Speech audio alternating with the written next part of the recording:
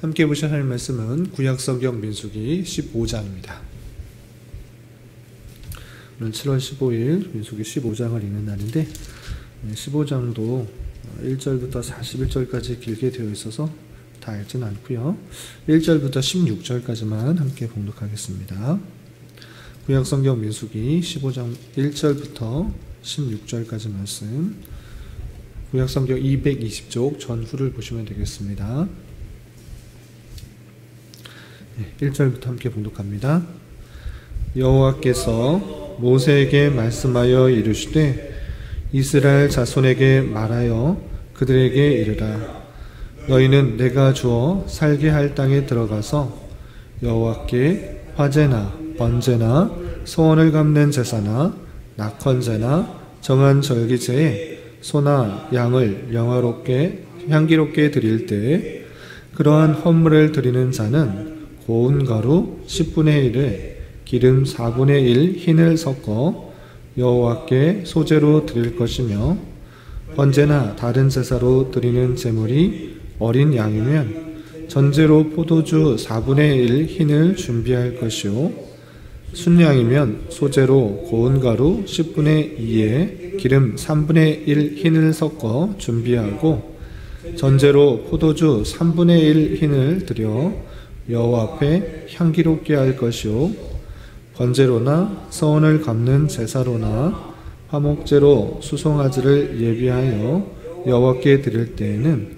소제로 고운 가루 10분의 3 에바와 기름 반 흰을 섞어 그 수송아지와 함께 드리고, 전제로 포도주 반 흰을 드려 여호와 앞에 향기로운 화제를 삼을 지니라. 수송아지나 순양이나 어린 순양이나 어린 염소에는 그 마리수마다 위와 같이 행하되 너희가 준비하는 수요를 따라 각기 수요에 맞게 하라. 누구든지 본토 소생이 여호와께 향기로운 화제를 드릴 때에는 이 법대로 할 것이요, 너희 중에 거류하는 타국인이나 너희 중에 대대로 있는 자나 누구든지 여호와께 향기로운 화제를 드릴 때에는 너희가 하는 대로 그도 그들을 할 것이라. 회중 곧 너희에게나 거류하는 타국인에게나 같은 율례이니 너희의 대대로 영원할 율례라. 너희가 어떠한 대로 타국인도 여호와 앞에 그러하리라. 너희에게나 너희 중에 거류하는 타국인에게나 같은 법도 같은 규례니라. 아멘. 네, 감사합니다. 오늘 말씀 읽은 본문은 민수기 15장입니다. 우리가 어제 살펴봤던 민수기 14장에서는 12명의 정탐꾼 중에 10명의 부정적인 정탐꾼의 보고로 말미암아 이스라엘 온 백성들이 원망하고 불평하는 가운데 하나님의 진노가 내려지는 그 장면을 살펴볼 수 있었습니다.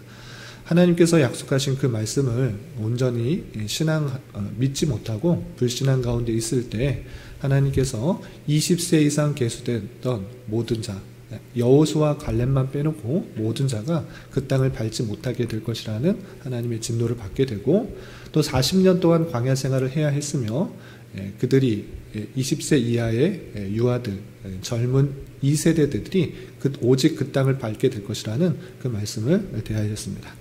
계속해서 이어지는 15장에서는 그들이 가나안 땅에 들어갔을 때 지켜야 될 여러 가지 규례에 대해서 말씀할 뿐만 아니라 또 안식일에 대한 규정, 그 다음에 옷에 술을 달아야 되는 규례에 대해서 설명하고 있는데, 이것을 통해서 깨달아야 될 것이 무엇인지 좀 살펴보도록 하겠습니다.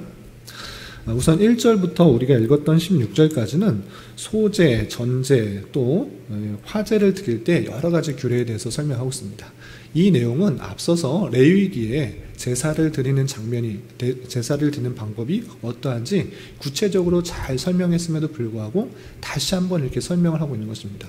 왜 이렇게 레위기에 설명했는데 또 민수기에도 설명하고 있는가라고 할 때 그 앞에 있는 그 전제를 보면 우리가 쉽게 이해될 수 있습니다. 어떻게 되어 있는가라고 했을 때 15장 1절과 2절에 그 힌트가 되는 말씀이 있습니다. 그 내용을 보면 1절 2절에 여호와께서 모세에게 말씀하여 이르시되 이스라엘 자손에게 말하여 그들에게 이르라.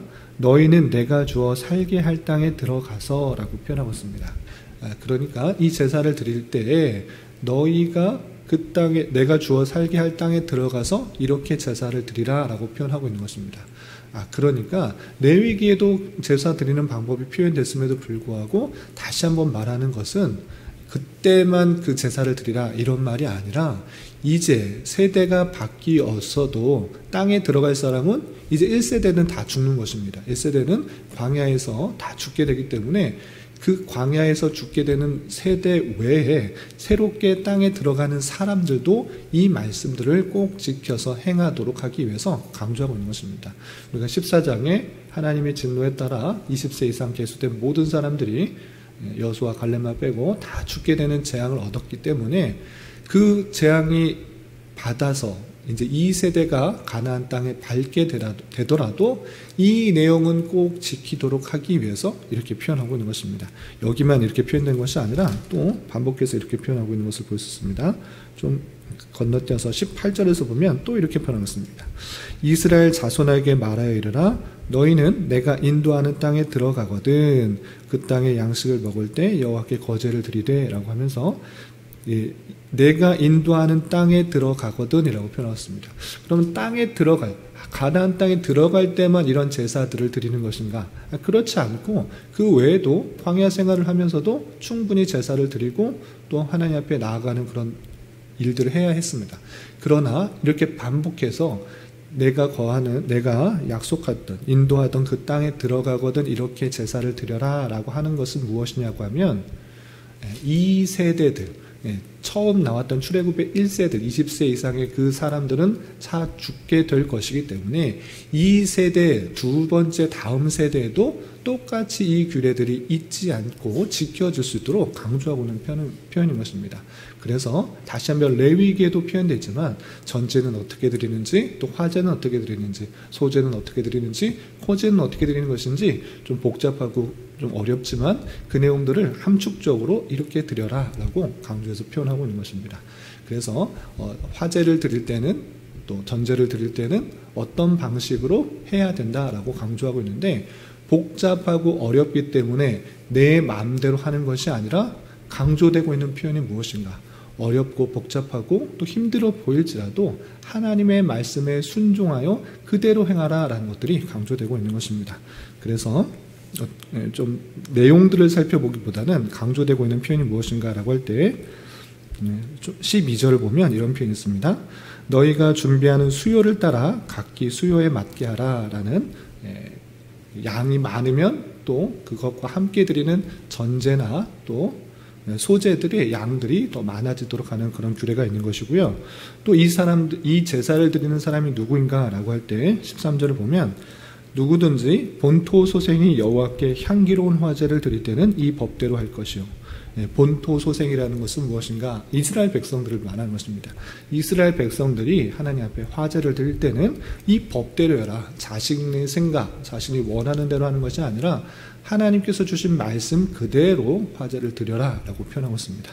그런데 이 본토 소생뿐만 아니라 거기에 거류하는 타국인 또 외국인도 또 함께 있을 때 이 법대로 행하라 라고 표현하고 있습니다. 또 14절 보면 너희 중에 거류하는 타국인이나 너희 중에 대도로 있는 자나 누구든지 여호와께 향기로운 화제를 드릴 때는 너희가 하는 대로 그도 그리할 것이라 라고 표현하면서 그와 함께 있는 섞여 있는 거류인 타국인 누구든지 화제를 드릴 경우에는 자신의 생각, 자신의 뜻, 자기가 원하는 대로 그렇게 화제를 드리는 것이 아니라 하나님께서 주신 말씀, 그 말씀에 근거하여서 또 제사를 드리도록 하는 그런 규례를 볼 수가 있는 것입니다. 이 말씀이 레위기에도 있음에도 불구하고 다시 한번 이 세대들이 가나안 땅에 들어갔을 때도 자기의 생각, 자기의 뜻대로, 자기 원하는 대로 그렇게 나아가는 것이 아니라 하나님 말씀에 근거하여서 제사를 드릴 수 있도록 이렇게 강조하고 있는 표현인 것입니다. 또 18절부터 또 21절까지도 우리 읽지 않았지만 거제를 드릴 때도 하나님께서 주신 규례가 있으니 그 규례에 따라서 온전히 제사를 드릴 것을 표현하고 있는 것입니다. 이렇게 거제, 전제, 소제, 화제 이렇게 제사를 드린 뿐만 아니라 속죄제에 대한 규례도 표현하고 있습니다. 그 내용이 22절부터 31절까지 있는데 속죄제는 어쩔 때 드렸는가 하나님의 성물을 손해를 끼치거나 다른 사람에게 손해를 끼쳤을 때 그것 또한 그 손해를 배상하면서 제사를 드리는 것입니다. 그래서 속죄제라고 하는데 그 내용도 이렇게 표현하고 있습니다. 22절 보면 너희가 그릇 범죄하여 여호와가 모세에게 말씀 이 모든 명령을 지키지 못하되 라고 하면서 또 24절 회중이 부지 중에 범죄하였거든. 부지 중에 범죄하여서 사람들에게 손해를 끼치고 그런 경우들이 나타나는 것입니다. 그래서 부지 중에 범죄했을 경우 어떻게 해야 되는지 또 규례도 설명하고 있고요. 또 27절에서 보면 만일 한 사람이 부지 중에 범죄하면 어떻게 해야 되는지 설명하고 있습니다. 회중 전체가 잘못했을 때, 부지 중에 죄를 지었을 때, 또 한 사람이 부지 중에 범죄했을 때 속죄제를 통하여서 제사를 드는 것은 자신의 죄를 해결할 수 있도록 그 제사법과 규례들을 다시 한번 잘 설명하고 있습니다. 이렇게 다음 세대들, 1세대, 출애굽한 1세대들이 아닌 다음 세대들이 가나안 땅에 들어갔을지라도 하나님의 말씀대로 순종하기 위해서 그 제사법이 중요하기 때문에 강조하고 있는 그 모습을 살펴볼 수 있습니다.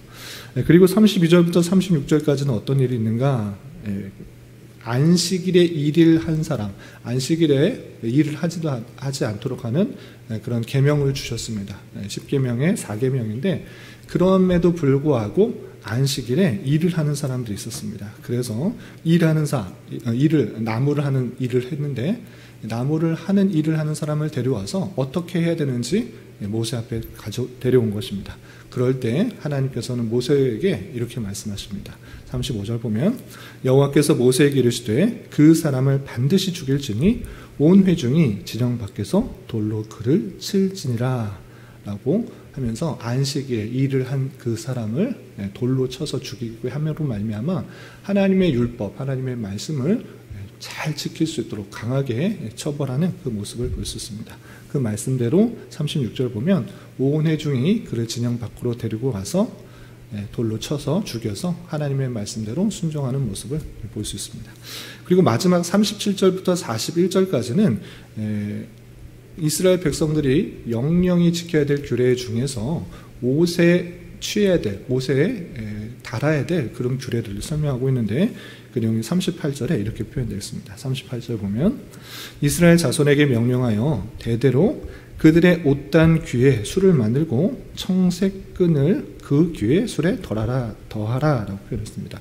옷단 끝에 보면 술이 있는데 그 술에다가 청색 끈에 술을 더함으로 말미암아 옷마다 술이 달려있는 그 모습을 볼 수 있습니다. 그렇다면 왜 대대로 옷에 술을 만들어 놓고 이것을 좀 불편하게 만드는가라고 생각할 수 있는데 그 이유를 이렇게 39절에 이렇게 설명하고 있습니다. 39절 보면 이 술은 너희가 보고 여호와의 모든 계명을 기억하고 준행하고 너희의 방종하게 하는 자신의 마음과 눈의 욕심을 따라 음행하지 않게 하기 위함이라. 그리하여 너희가 내 모든 계명을 기억하고 행하면 너희의 하나님 앞에 거룩하리라 라고 하면서 옷에 불편할 수 있는 술을 달므로 말미암아 그것이 만져지고 또 보여지고 또 귀찮게 될 때마다 이것은 하나님께서 주신 말씀 그 계명들을 온전히 지켜 행할 수 있도록 이렇게 옷에 술을 달도록 하는 그 말씀을 살펴볼 수가 있는 것입니다. 우리가 그런 것들이 없다고 한다면 자신의 욕심, 마음의 욕심을 따라 음행하기가 쉽고 또 세상의 정욕에 따라 하나님의 말씀을 떠난 그런 일들을 행하기 쉽기 때문에 우리가 행동할 때마다 쉽게 그것을 보고 깨닫고 내 마음을 단속하기 위해서 옷에 술을 달라라고 하는 그 규례를 살펴볼 수가 있는 것입니다. 여기까지가 15장 전체의 말씀인데 이 말씀을 통해서 교훈받을 수 있는 것들이 무엇인가 여러 가지 것들이 있겠지만 하나님께서 이스라엘 백성들에게 저주를 선포하고 또 심판을 선언했음에도 불구하고 하나님께서는 다음 세대에게 또 강조하고 있는 그 말씀에 우리는 집중해야 될 것입니다. 그것은 무엇이었습니까? 하나님께서 약속하신 그 인도할 그 땅에 들어갈 때도 제사를 온전히 드려야 될 것을, 오직 예수 그리스도로 말미암아 자신의 죄가 해결되고 또 하나님 앞에 상달된다라는, 하나님 앞에 갈 수 있다라는 그 제사 제도를 강조하고 또 그 말씀대로 그대로 행하라는 것들을 기억할 수가 있었습니다. 또한 안식일을 지키지 않는 자, 자신의 생각과 자신의 뜻대로 안식일에도 나무를 하고 열심히 일을 해서 돈을 많이 벌면 더 잘 살 수 있을 것 같지만 하나님께서 원하시는 것 아니다. 일하지 않을지라도 하나님께서 책임져 주시고 또 인도해 주시라는 것, 영원한 천국에 일하지 않고 하나님과 영원히 살 수 있는 그 천국에서의 삶을 계속적으로 생각할 수 있도록, 그리고 예수 그리스도로 말미암아 참된 자유와 참된 쉼과 참된 안식을 얻게 하는 그 안식일을 계속적으로 생각할 수 있도록 강조하고 있는 모습, 그리고 옷에 술을 다는 것을 통하여서 자기의 생각, 자기의 마음, 자기의 눈의 욕심을 따라 행하는 것이 아니라 오직 하나님의 말씀대로 살아가야 되는 것이 하나님의 백성이다라는 것들을 강조하는 그 말씀들을 우리가 살펴볼 수가 있는 것입니다. 이런 말씀에 따라서 우리가 더욱더 힘써야 되는 것이 무엇인가? 내 생각, 내 뜻, 세상의 상황, 세상의 분위기, 세상에 원하는 그런 가치를 쫓아 나가는 것이 아니라 오직 하나님께서 주신 그 말씀에 따라 살아가는 것, 그것이 하나님의 백성의 태도요, 자세라는 사실들을 잊지 말아야 될 것입니다. 당장의 눈에 보는 상황들이 정말 어둡고 힘들고 암담하다고, 또는 세상의 분위기와 세상이 추구하는 그런 분위기와 다르다고 해서 우리가 그들을 쫓아가는 것이 아니라 오직 하나님의 주신 그 말씀대로 하루하루 살아가는 것, 또 그 말씀을 쫓아 한평생 힘있게 전진하는 것, 그것이 신앙인의 삶이라는 사실들을 잊지 말아야 될 것입니다. 오늘 말씀의 교훈에 따라 오직 하나님의 말씀을 가까이 하고 내 마음을 단속하여 하나님의 뜻을 순종하기에 힘쓸 수 있는 우리가 되어야 될 것입니다. 이런 은혜가 저와 여러분 우리 모두에게 있기를 진심으로 기원합니다. 기도하겠습니다. 하나님 아버지 감사합니다. 오늘 말씀을 통하여 새로운 세대가 가나안 땅에 들어가 살 때에 제사를 드리는 규례와 안식일과 옷에 술을 다는 규례에 대하여 살펴보았습니다. 이런 말씀을 대하는 자로서 여러 가지 제사와 또 안식일 등의 규례와 의미를 잘 깨닫게 하여 주시고, 대속의 은총을 받은 자로서 자기의 마음과 눈의 정욕에 따라 살아가지 않게 하여 주시고, 오직 주님께서 주신 말씀을 더욱더 가까이 하며 그 말씀에 순종하며 살아가는 주님의 백성들이 될 수 있도록 인도하여 주시옵소서. 주님, 교회 내 육체의 질병과 연약함으로 병원에 치료를 받는 여러 지체와 또 직장과 사업장의 문제로 가족과의 전도와 출산을 앞두고 주님께 간절히 부르짖으며 나아가는 여러 지체들이 있사오니 주님께서 그들의 기도 들으시고 응답하여 주시사 우리의 기대와 소망보다 훨씬 더 풍성한 것으로 채워주시는 하나님을 깊이 경험할 수 있는 기회되게 인도하여 주시옵소서.